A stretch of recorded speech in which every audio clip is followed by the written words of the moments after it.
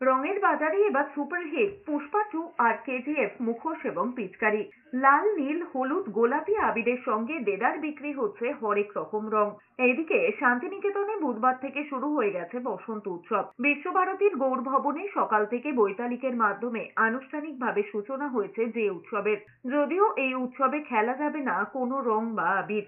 2019 থেকে চলে আসছে বিশ্বভারতীর একান্ত এই উৎসব। ছাত্রছাত্রী, অধ্যাপক, অধ্যাপিকা, প্রাক্তনরাও সামিল হয়েছেন যে উৎসবে। অন্যদিকে আসানসোলের বিভিন্ন বাজারে দেদার বিকোচ্ছে রং আবির। স্থানীয় ক্রেতারা বলছেন চাহিদা বেশি সিনথেটিক মুখোশ এবং পিচকারির। ক্রেতাদের মধ্যে ছোটরাই বেশি। তাদের প্রথম পছন্দ হরেক রকমের রঙিন মুখোশ এবং পিচকারি। আর বারাসাতের 10 নম্বর ওয়ার্ডে বুধবার থেকেই শুরু হয়েছে দোল উৎসব। স্থানীয় পৌরপিতা দেবব্রত পালের উদ্যোগে যে উৎসবে সামিল হয়েছেন প্রাক্তন পুরপ্রধান সুনীল মুখার্জি সহ বিশিষ্টজনেরা।